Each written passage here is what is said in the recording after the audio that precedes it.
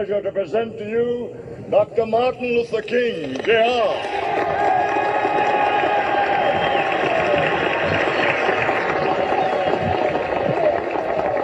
I am happy to join with you today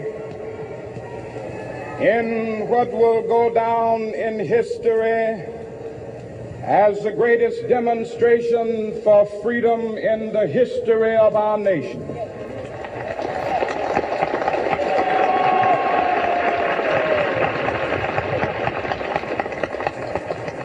Five score years ago, a great American in whose symbolic shadow we stand today signed the Emancipation Proclamation. This momentous decree came as a great beacon light of hope to millions of Negro slaves who had been seared in the flames of withering injustice. It came as a joyous daybreak to end the long night of their captivity. But 100 years later, the Negro still is not free. 100 years later, the life of the Negro is still sadly crippled by the manacles of segregation and the chains of discrimination. 100 years later, the Negro lives on a lonely island of poverty. I have a dream that one day this nation will rise up and live out the true meaning of its creed. We hold these truths to be self-evident, that all men are created equal.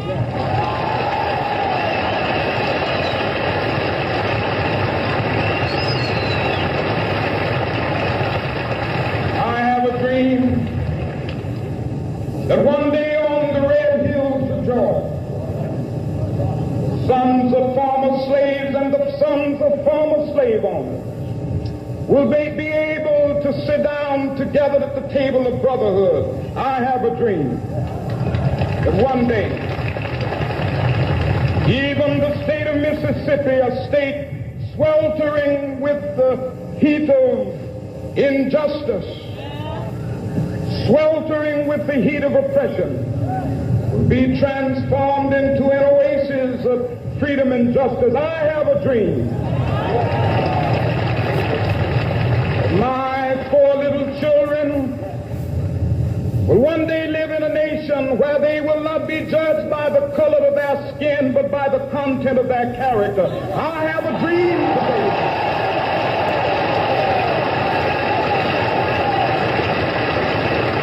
I have a dream that one day, down in Alabama, with its vicious racists, with its governor having his lips dripping with the words of interposition and nullification.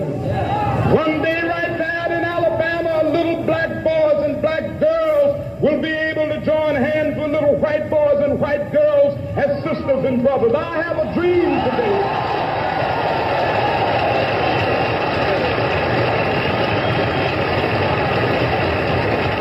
I have a dream that one day every valley shall be exalted, and every hill and mountain shall be made low. The rough places will be made plain, and the crooked places will be made straight, and the glory of the Lord shall be revealed, and all flesh shall see it together. This is our hope. This is the faith that I go back to the South with. With this faith, we will be able to hew out of the mountain of despair a stone of hope. With this faith, we will be able to transform the jangling discords of our nation into a beautiful symphony of brotherhood. With this faith, we will be able to work together, to pray together, to struggle together, to go to jail together, to stand up for freedom together, knowing that we will be free one day.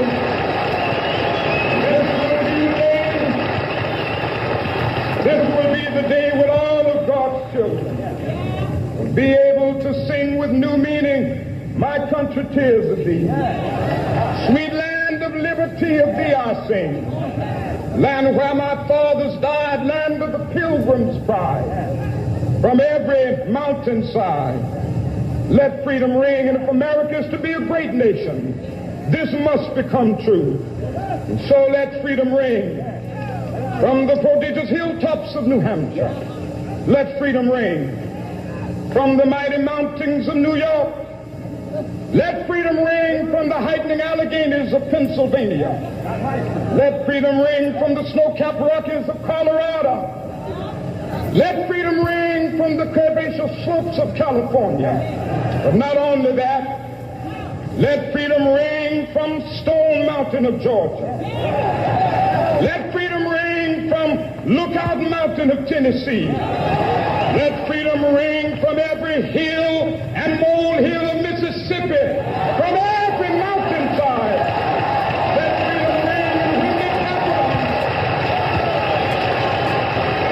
when we allow freedom ring, when we let it ring from every village and every hamlet, from every state and every city, we will be able to speed up that day when all of God's children, black men and white men, Jews and Gentiles, Protestants and Catholics, will be able to join hands and sing in the words of the old Negro spiritual, free at last.